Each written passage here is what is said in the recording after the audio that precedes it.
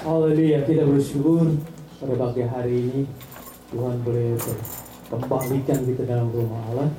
Buat saya, Tuhan izinkan kita pada pagi hari untuk masih merayakan akan kemenangan di mana Yesus telah mati dan bangkit. Dan ada satu hal yang Tuhan inginkan juga, saudara, kalau Dia hidup, Tuhan inginkan kita hidup juga di dalam Dia, ya. Begitu dalam masa-masa ini dunia sedang digoncangkan dengan segala macam masalah kehidupan yang tidak mudah. Tetapi kita percaya Allah kita hidup akan selalu ada bersama kita, memeliharakan kita di tengah-tengah keadaan dunia yang ada pada saat hari ini. Selamat datang bagi yang baru datang, Tuhan berkati. Kita peduli deh. Oh, selamat pagi Tante Doli. Udah berapa tahun, setahun tapi nggak ketemu ya, puji Tuhan.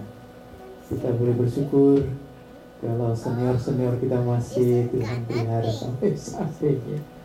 Kita hanya dengar suara tetapi tidak bertemu muka. Puji Tuhan. Selamat ketemu Tante Doli. Saudara, firman Tuhan pada pagi hari ini tentang Tuhan Yesus hidup selamanya. Saudara, kalau Dia mati, bukan mati seterusnya, tapi Dia hidup. Dan kalau Dia hidup, bukan hidup 1-2 hari, tetapi Dia hidup untuk selamanya. Ya, ini yang menjadi satu kemenangan yang besar bagi kita sebagai anak Tuhan. Kita boleh melihat bagaimanakah Allah bekerja di dalam dunia ini supaya kita boleh merasakan kuasa itu bekerja bukan hanya 1 hari, 2 hari, tapi untuk selama-lamanya Dia hidup di dalam kehidupan kita juga. Ya, kita buka firman Tuhan dalam Wahyu yang pertama ayat 17 sampai yang ke-18. Wahyu yang pertama ayat 17 dan 18.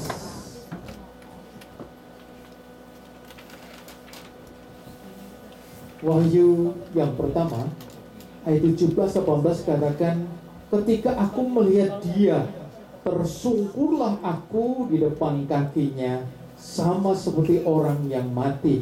Tetapi Ia meletakkan tangan kanannya di atasku, lalu berkata, jangan takut, aku adalah yang awal dan yang akhir dan yang hidup. Aku telah mati, namun lihatlah, aku hidup sampai selama-lamanya, dan aku memegang segala kunci maut dan kerajaan maut. Si Tuhan, saya ulangi sekali lagi ya, dalam ayat 17-18 dari Wahyu yang pertama. Ayat 17-18 katakan, ketika aku melihat Dia, tersungkurlah aku di depan kakinya, sama seperti orang yang mati. Tetapi Ia meletakkan tangan kanannya di atasku, lalu berkata, jangan takut, aku adalah yang awal dan yang akhir dan yang hidup.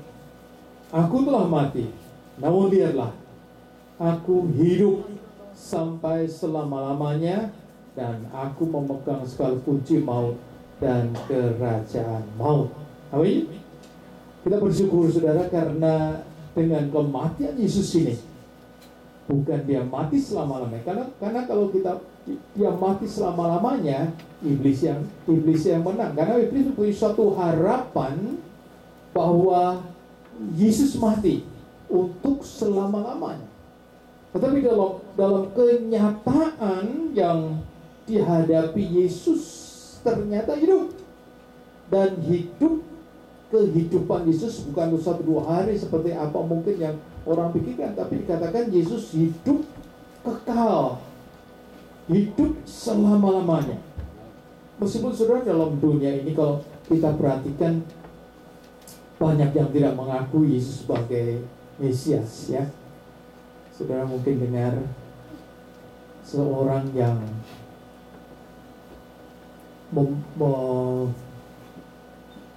saya mau katakan membunuh diri dengan mati di White House, ya, yang bernama Noah Green. Namanya Noah, tapi dia sudah mengikuti agama lain, karena agama itu sudah tidak mengakui bahwa Yesus itu adalah Mesias, ya. Dan dia tidak bisa membuktikan bahwa Yesus itu, maka itu sudah dia mengakhiri kehidupan dengan cara yang tidak sesuai dengan apa yang sebenarnya Allah rencanakan dalam kehidupan umat manusia. Meskipun namanya Noah, tetapi dia tidak menjadi Nuh yang hidup, yang dipanggil oleh Tuhan dalam masa-masa ini, ya. Saudara, kalau kita melihat di sini, kita perhatikan, memang dia hidup. Buktinya apa?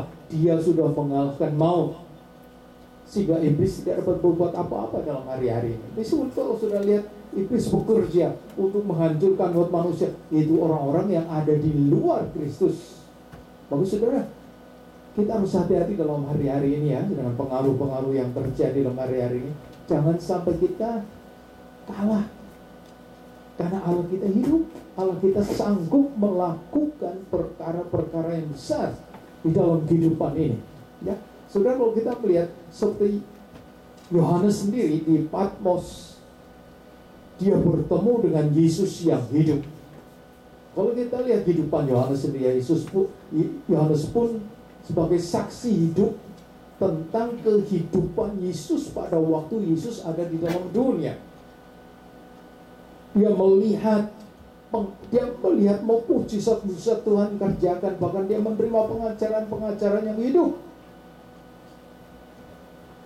Tapi saudara, memang dia pun menjadi saksi pada waktu Yesus disalibkan dan Yesus mati, Yesus dikubur.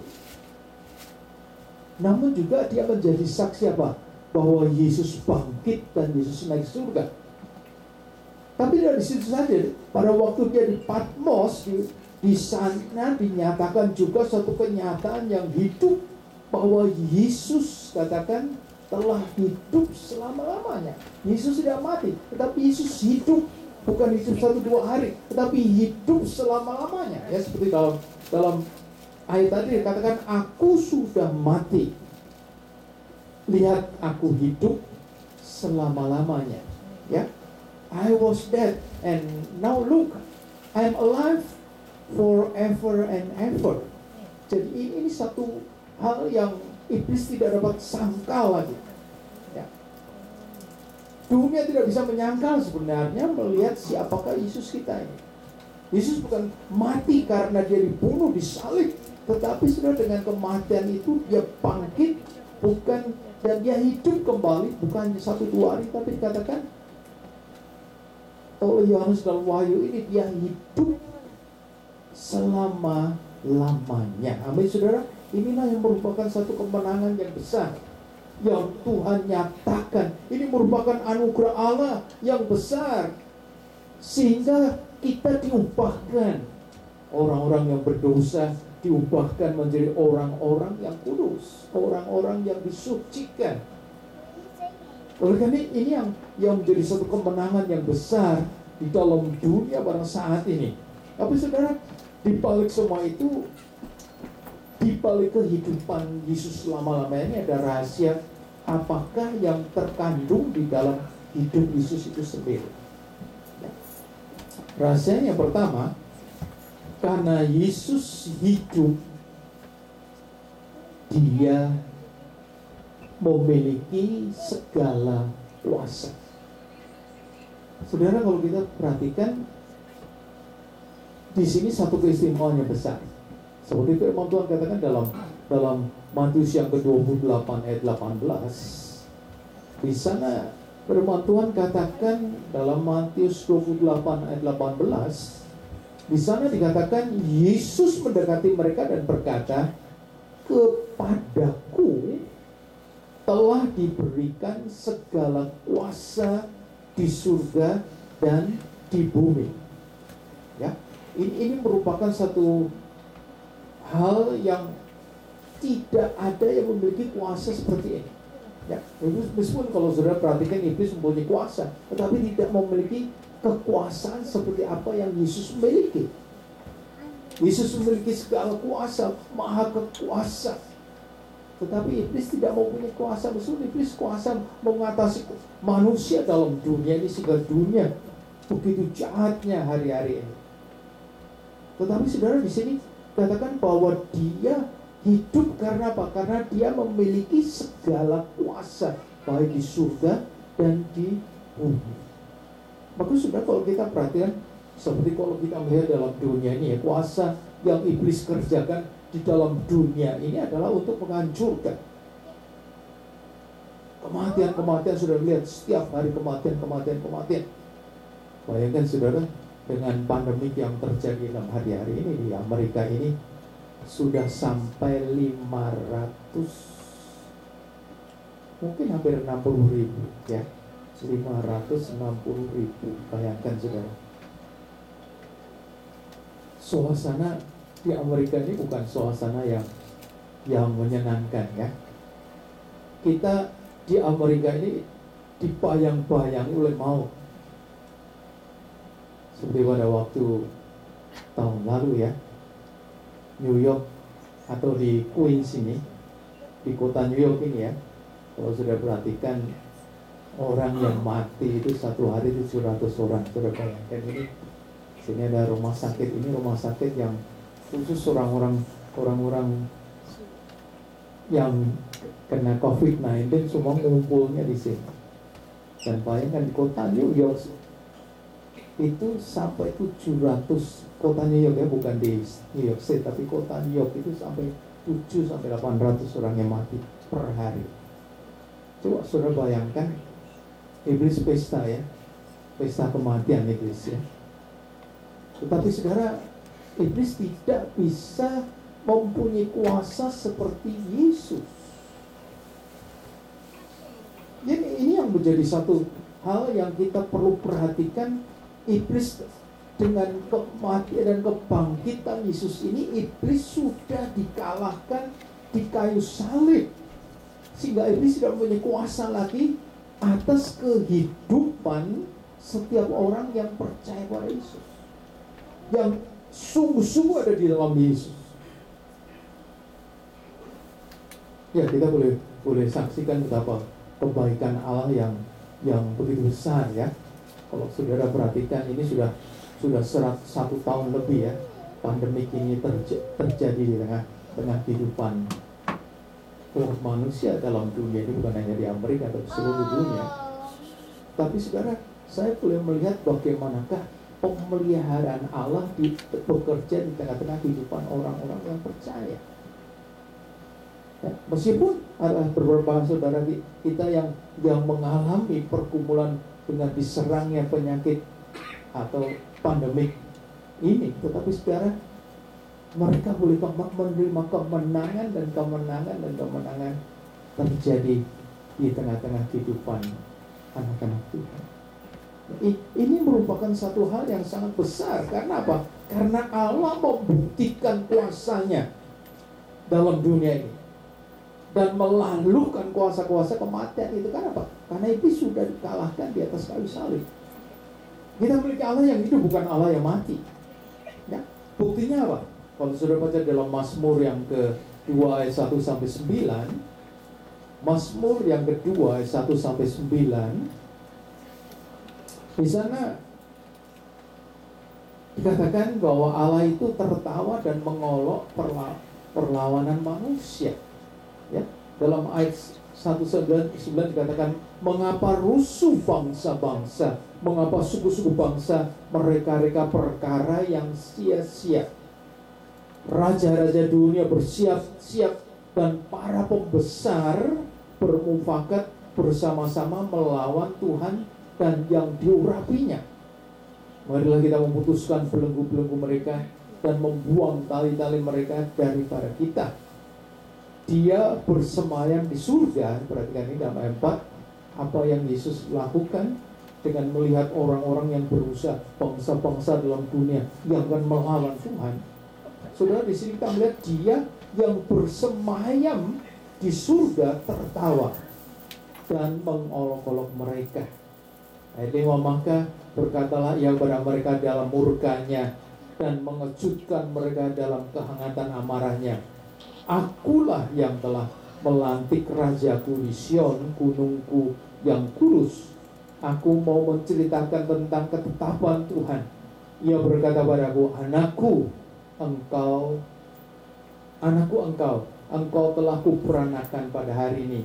Mintalah kepadaku, maka bangsa-bangsa akan kuberikan padamu menjadi milik pusakamu, dan ujung bumi menjadi kepunyaanmu.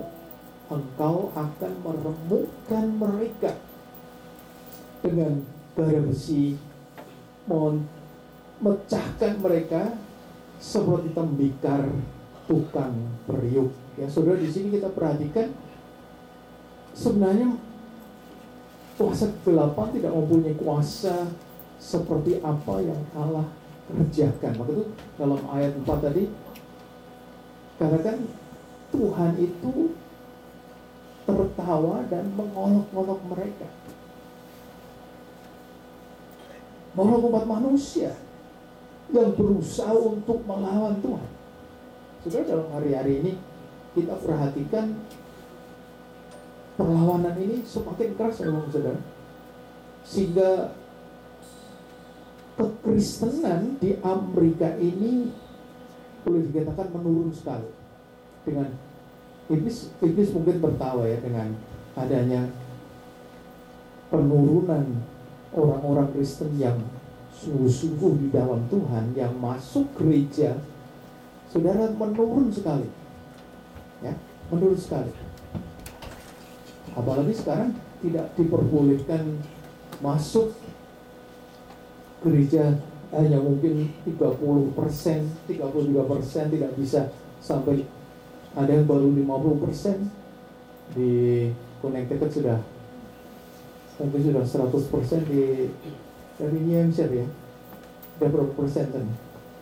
Sudah full? Sudah 100%? Belum. Saudara, ini pengaruh cukup besar sekali. Cukup besar sekali. Membuat orang-orang menjadi tidak ada kerinduan lagi untuk mencari Tuhan. Tetapi kalau kita melihat Tuhan kita tidak berubah. Allah kita Allah yang hidup. Mereka melihat apa yang mereka perbuat itu, mereka ditertawakan. Tuhan tertawa dan Tuhan mengolok-olok mereka. Tuhan mengabaikan. Kenapa? Mereka tidak mempunyai kuasa seperti Tuhan berkuasa. Ya, saudara, bayangkan ini yang kadang-kadang membuat kita tidak mengerti. Kenapa seringkali kita dipengaruhi oleh situasi keadaan dunia, oleh pengaruh-pengaruh peraturan-peraturan yang membatasi kita untuk berbakti. Sehingga apa? Kita undur, tidak gairah lagi untuk mencari Tuhan. Ini yang dikerjakan iblis dalam hari-hari ini. Tetapi Allah kita, tidak harus tahu bahwa Allah kita tidak pernah berubah, dulu, sekarang, sampai selama-lamanya. Dia yang hidup. Firman Tuhan katakan dia akan hidup selama-lamanya, bukan hanya 1-2 hari. Ya, dia akan hidup selama-lamanya. He will live forever and ever. Bayangkan, saudara, dia akan hidup selama-lamanya. Ya, karena di sini menjadi satu hal yang sangat penting, karena nanti satu ketika bahwa semua manusia akan bertelut lutut di hadapan Tuhan. Ya, saudara perhatikan dalam Filipi yang kedua, Rasul Paulus katakan dalam Filipi 2 ayat 8 sampai 11. Di sana dikatakan dalam Filipi 2 ayat 8 sampai 11, firman Tuhan katakan, dan dalam keadaan sebagai manusia ia telah merendahkan dirinya dan taat sampai mati, bahkan sampai mati di kayu salib. Itulah sebabnya Allah sangat meninggikan dia dan mengaruniakan kepadanya nama di atas segala nama. Supaya apa? Supaya dalam nama Yesus bertekuk lutut segala yang ada di langit dan yang ada di bumi dan yang ada di bawah bumi, dan segala lidah mengaku Yesus Kristus adalah Tuhan, bagi kemuliaan Allah Bapa. Saudara, ini suatu perbuatan yang sangat penting sekali kita perhatikan dalam hari-hari ini. Kenapa? Karena ini akan terjadi. Maka saudara, kalau Allah kita yang hidup, kita sembah Dia sebagai Allah yang hidup. Dia tidak hanya hidup 1-2 hari lagi. Bukan kita anggap hidup kalau kita perlu Yesus saja, tidak. Tetapi Yesus tetap hidup. Ya, maka saudara, seringkali ini yang menjadi membuat kita tidak sungguh-sungguh dalam Tuhan. Apa?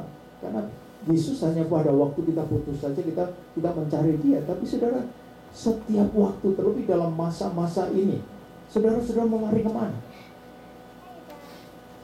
Ya, di Amerika ini secara tidak langsung ya, untuk menghindari pandemik yang besar ini, semua dianjurkan untuk apa? Vaksin.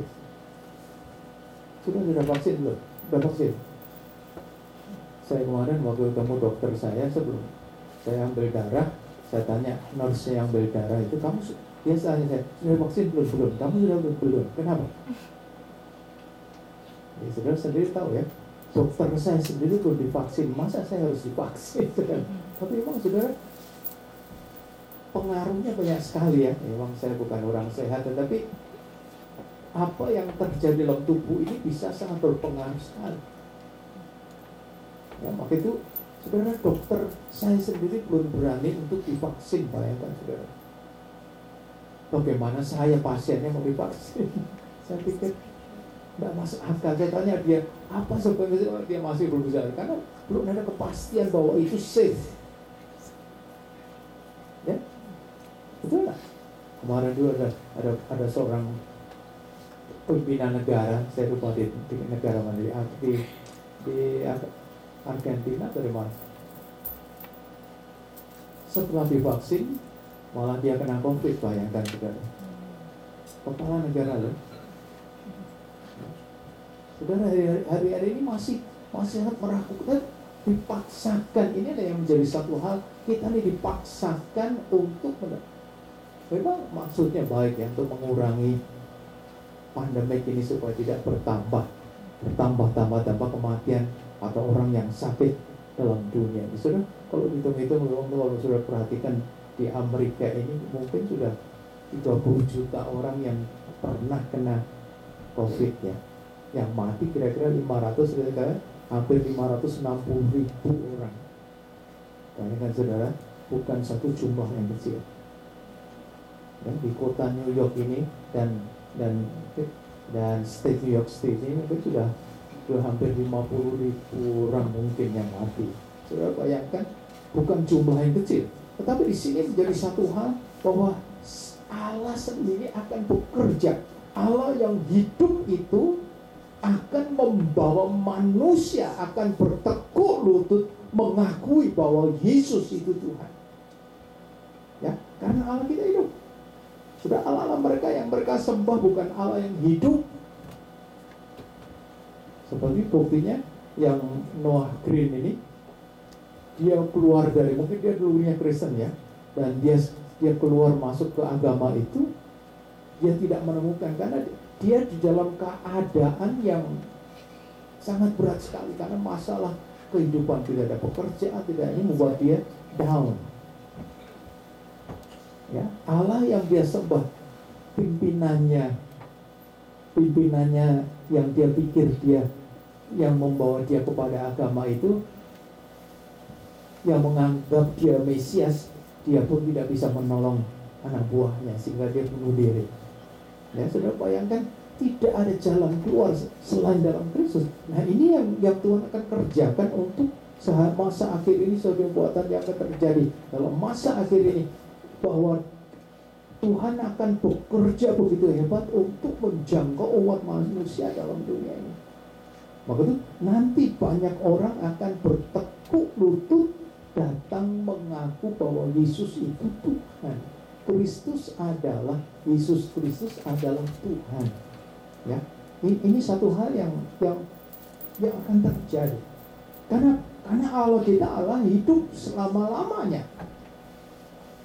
Ya, Allah yang hidup selama-lamanya. Oleh karena saudara, iya, Allah yang hidup. Buat kita tidak perlu kita takut ya.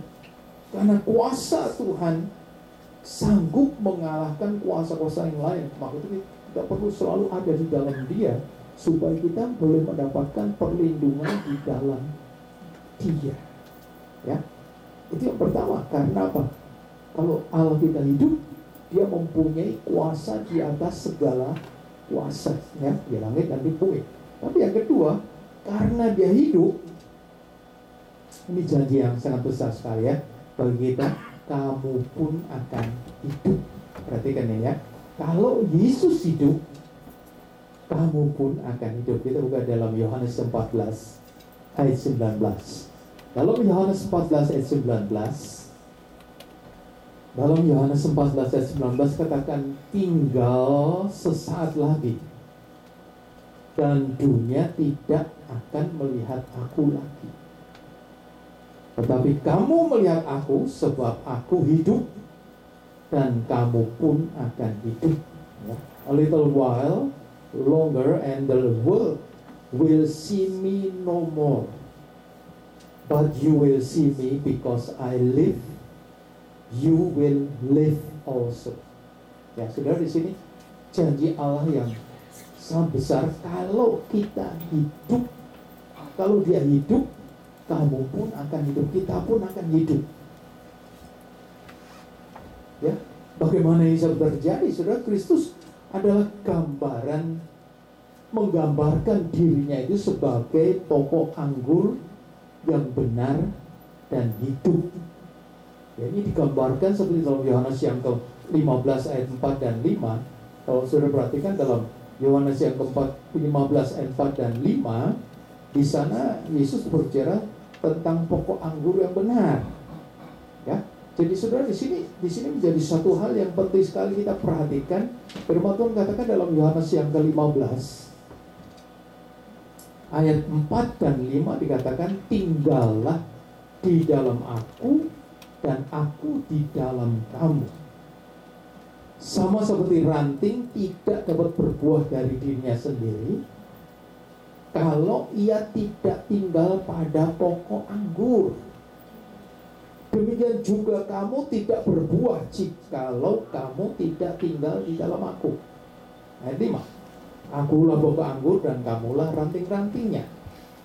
Barang siapa tinggal di dalam aku di dalam dia, ia berbuah banyak, sebab di luar aku kamu tidak dapat berbuat apa-apa. Saudara, ini penting sekali hubungan antara pokok anggur dan ranting. Kita ini digambarkan sebagai ranting-ranting. Ranting itu tidak menempel di pokok anggur, tidak ada kehidupan. Ya, ini satu hal yang penting kita perhatikan. Maka itu Tuhan katakan, tinggallah dalam aku di dalam kamu. Karena apa? Kita ini ranting-ranting tidak akan berbuah dari diri sendiri. Jadi saudara, kalau ranting itu berdiri sendiri mungkin tidak akan berbuah. Mesti ranting itu menempel di pokok anggur supaya dapat menghasilkan buah banyak. Karena di luar Yesus kita tidak dapat berbuat apa-apa. Maksudnya di luar Yesus adalah pokok anggur yang hidup. Kalau tidak ada kehidupan dalam ranting itu pun tidak bisa bertumbuh. Ranting itu dibuang karena tidak ada artinya. Oleh karena itu, saudara, di sini kita perhatikan, kalau kita mau hidup, kita harus melekat pada Dia. Kita harus melekat pada pokok anggur itu. Mengapa, saudara? Karena kita ini gambaran, kalau sudah perhatikan dalam Ulangan yang ke-32 ayat 32 dan 33, saudara, di sana dikatakan bahwa kita ini adalah ranting atau tangkai yang beracun. Coba kita buka di dalam Ulangan yang 32 ayat 32 dan 33.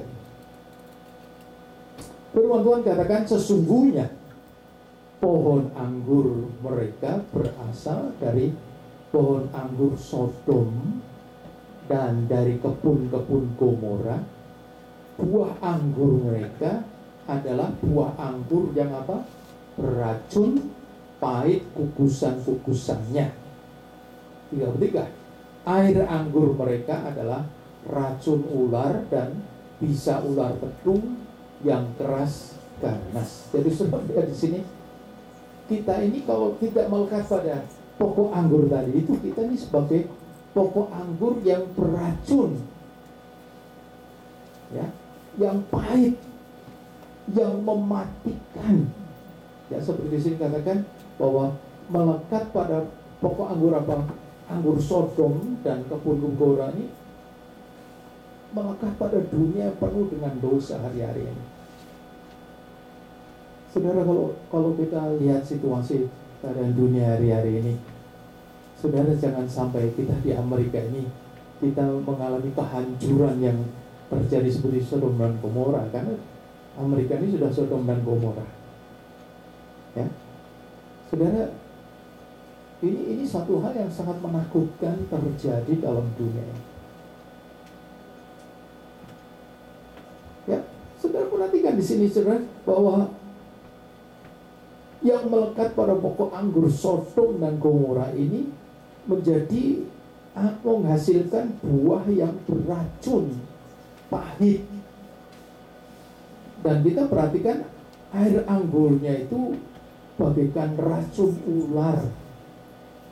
Bisa ular tedung yang keras, ganas. Sudah bayangkan, ini satu hal yang mematikan.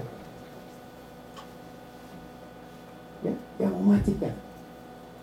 Bayangkan saudara, kalau orang jualan anggur yang mematikan, mana ada orang mau beli, ya.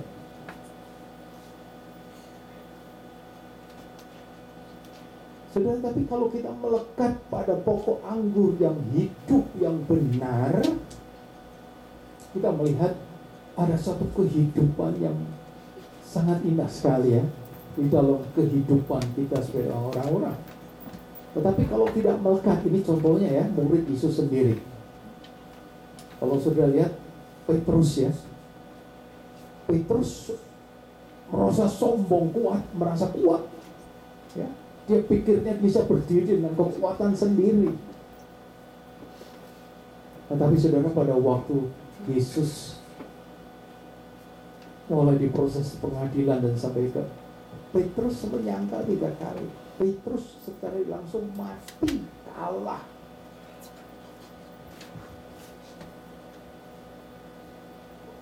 Lari pada waktu datang pencobaan sampai 3 kali. Bukan hanya menyangkal saja, tapi dia mau menghujat. Bayangkan saudara, bersumpah menghujat Tuhan. Murid Yesus lah, ya.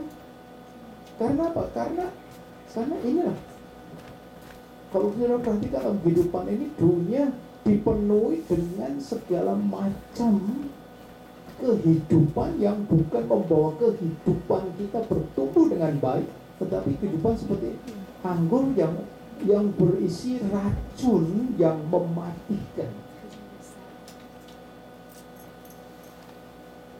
Maka sudah dalam hari-hari ini kita harus hati-hati, ya, dalam kehidupan ini. Kalau kita ada di dalam Dia, kita harus hidup di dalam Yesus, karena Yesus tadi katakan apa? Kita akan hidup. Ini alasan yang kedua, ya, kalau mengapa sampai kita perhatikan bahwa Yesus hidup selama ini, karena kalau kita ada dalam Yesus, kita pun akan hidup. Nah, alasan yang ketiga, karena Yesus hidup, Dia akan menyertai kita senantiasa. Ini saudara, buka dalam Matius 28 ayat 21, janji yang Tuhan berikan dalam Matius 28 ayat 10. Dikatakan, dan ajarlah mereka segala sesuatu yang telah kuperintahkan padamu, dan ketahuilah, aku hidup, kamu senantiasa, aku menyertai kamu senantiasa sampai kepada akhir zaman. Ya, jadi saudara, di sini menjadi satu hal yang sangat penting kita perhatikan dalam Matius 28 ayat 20 ini. Dan ketahuilah, aku menyertai kamu senantiasa sampai kepada akhir zaman.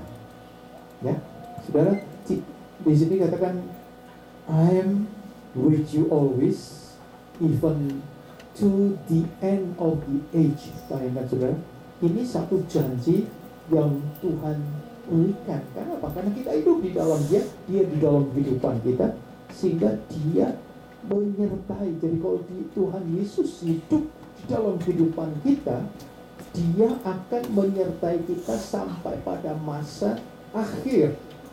Aku tidak heran saudara dalam hari-hari ini, meskipun banyak tantangan, meskipun banyak hal yang terjadi,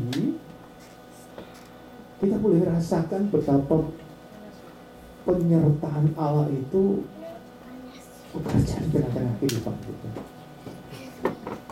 Ya? Saudara bayangkan di tengah-tengah kehidupan dunia yang ada pada saat ini, dengan kejahatan dunia yang ada pada saat ini,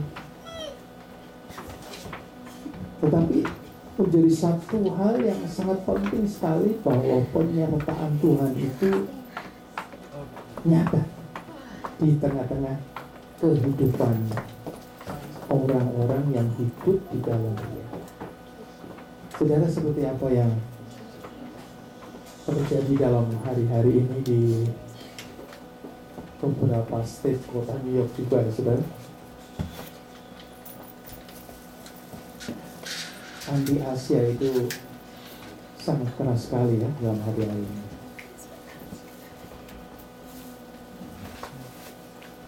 Ya, bayangkan saudara,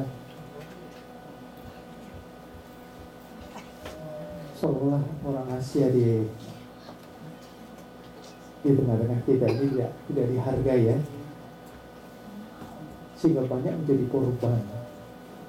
Entah itu anak muda, entah itu sudah lanjut usia, entah itu laki-laki atau perempuan, banyak yang menjadi korban. Coba sudah bayangkan. Tetapi kita boleh melihat betapa bahagia Allah kalau kita tinggal di dalam Dia, Dia ada dalam kehidupan kita. Ini janji Tuhan apa? Dia akan menyertai kita sampai apa? Kesudahan alam. Itu saya katakan kalau keluar berdoa, kalau doanya hanya 1 menit, sekarang tambahi sampai 10 menit, 20 menit, supaya benar-benar rasakan pimpinan Tuhan. Ada ketenangan dalam kehidupan ini ya. Itu jangan pikir, oh karena Tuhan, saya anak Tuhan, saya nggak perlu doa kalau pergi. Jangan saudara, ingat, keluar pun kita minta tuh penyertaan Tuhan. Karena apa? Ini janji Tuhan ya. Tuhan berjanji akan menyertai karena Dia hidup ya. Dari firman Tuhan, Dia hidup selama-lamanya. Kalau Dia hidup, Dia akan menyertai ya. Seperti anak-anak ya saudara, kadang-kadang anak-anak merasa tidak takut. Karena apa? Karena kalau dia berserta dengan orang tuanya pergi, selalu orang tuanya akan menjaga dia, memprotek dia, menjauhkan dari hal-hal yang tidak berkenan. Betul? Ini satu hal yang terjadi dalam kehidupan manusia, apalagi Allah kita ya. Dia mempunyai kuasa di atas segala kuasa. Betul? Dan Dia akan menyertai kita. Dia berjanji Dia akan menyertai kita sampai kepada kesudahan alam ya. Dia akan menyertai kita seperti pengalaman Rasul Paulus sendiri. Kalau sudah baca di dalam 2 Timotius yang ketiga ayat 11, di sana meskipun dia harus menderita, tetapi Tuhan melepaskan ya. Dalam 2 Timotius 3 ayat 11 katakan, engkau telah ikut menderita penganiayaan dan sengsara seperti yang telah kuderita di Antioquia dan di Ikonium dan di Listra.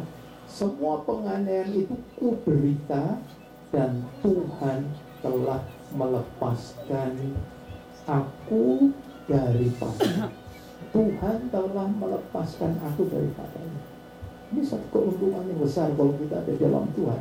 Dia Allah yang hidup, akan menghidupkan kita, dan Dia akan apa?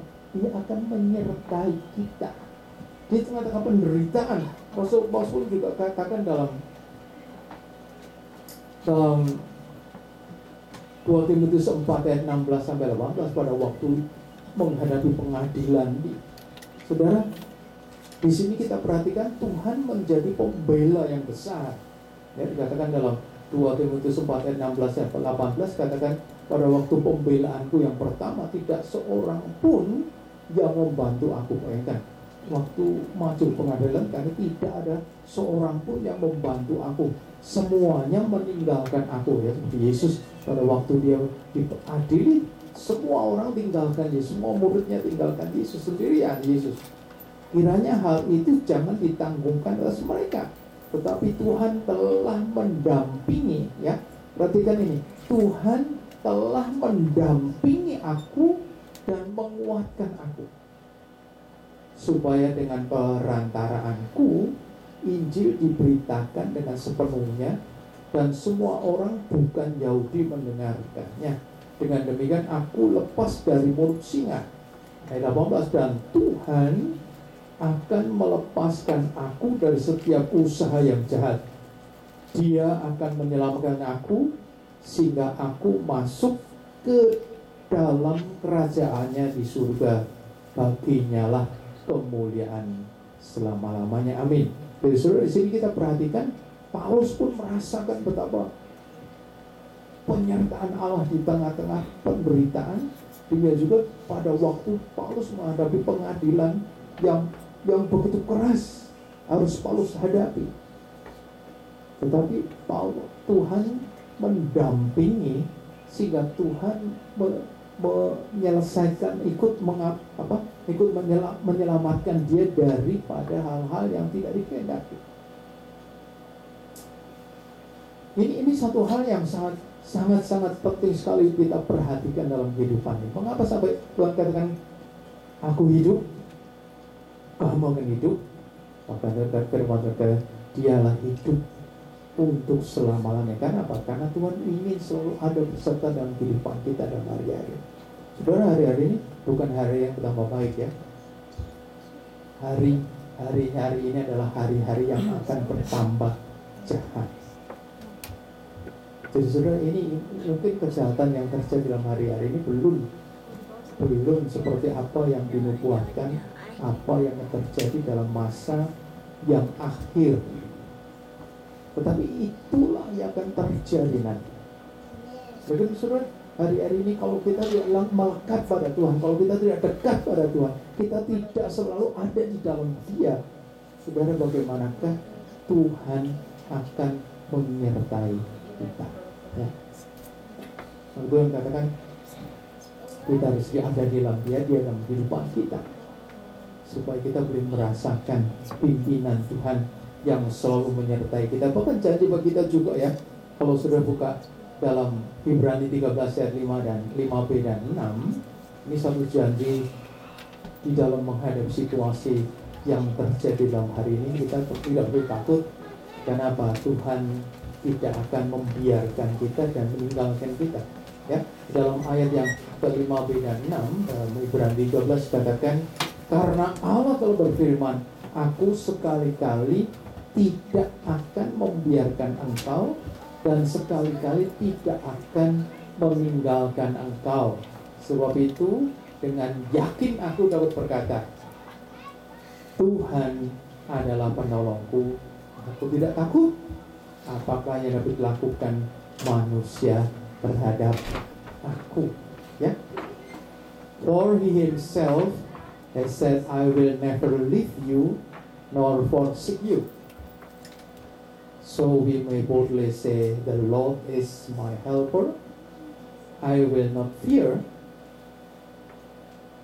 What can man do to me? Ya, kita tidak akan takut akan apa yang manusia dapat lakukan dalam kehidupan. Ya, kan sudah di sini menjadi satu hal yang sangat penting sekali, ya. Kalau Yesus hidup, satu hal yang kita harus tahu, Yesus akan menyertai kita selama-lamanya, ya. Jadi kan kita harus percaya pada Dia, kita harus tetap tinggal di dalam Dia, sehingga kita boleh rasakan. Saudara, memang saudara seperti murid Yesus pun ada Dia pada waktu Yesus telah mati dan Yesus bangkit pun mereka tidak akan ada yang tidak menyadari, ya. Mereka tidak menyadari waktu pada waktu kejadian Yesus mati itu, kemudian apa? Maria menangis. Thomas pun bimbang, tidak percaya bahwa Yesus bangkit. Bahkan orang yang mau sedih ya, tanpa mempercayai akan apa yang Tuhan telah sampaikan. Ya oleh karena saudara, pada hari-hari ini, saudara, mari kita mau pegang ayat ini ya, firman Tuhan ini ya, bahwa Yesus hidup untuk selama-lama. Coba kita kembali lagi dalam ayat emas tadi ya, dalam Wahyu yang ke-1.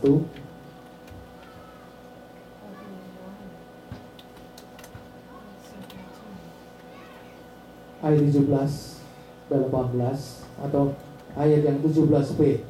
Ya, firman Tuhan katakan, jangan takut, aku adalah yang awal dan yang akhir dan yang hidup. Aku telah mati, namun lihatlah, aku hidup sampai selama-lamanya. Ya, perhatikan ini. Coba kita sama-sama baca dalam ayat 17b dan 18a ini. 1, 2, 3. Jangan takut, aku adalah yang awal dan yang akhir dan yang hidup.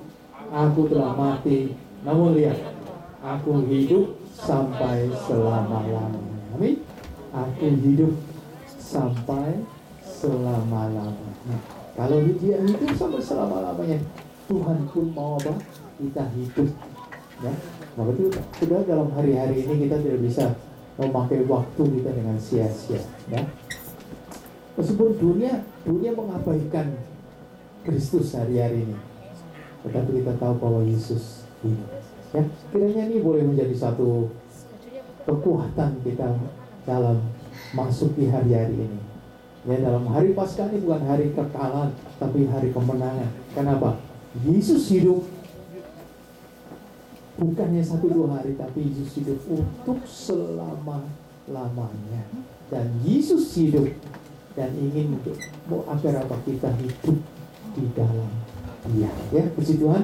Kiranya ini boleh menjadi kekuatan kita dalam hari-hari ini. Saudara kita akan masuk dalam perjamuan kudus. Kita percaya bahwa Tuhan rindu juga dalam hari-hari ini kita harus semakin diteguhkan, sehingga hidup kita tidak menjadi hidup yang kosong sia-sia, tetapi kita rindu mendapat satu keteguhan di dalam Dia, sehingga kita harus lewati dunia yang seperti ada pada saat ini. Tidak perlu takut. Karena apa? Karena Dia akan selalu menyertai kita sampai pada masa akhir. Ya, tapi itu tidak meninggalkan Dia, tapi kita mau tetap ada di dalam Dia. Ya, mari kita berdiri, kita nyanyikan lagu